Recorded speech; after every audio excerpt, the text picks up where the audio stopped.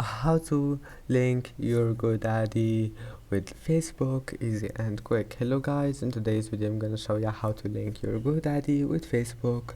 First open your Godaddy, and now once you're here, click account settings and click my profile,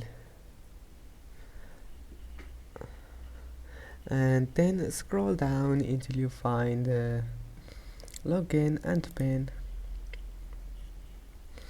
and that's it. Then scroll down until you find Facebook. You will find here disable it, then just click enable,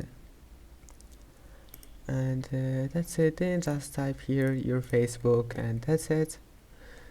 I hope that can help you, and that's it for today's video. If you like this video, please don't forget to like and don't forget to subscribe, and thank you for watching this video until the end, and see you in the next video.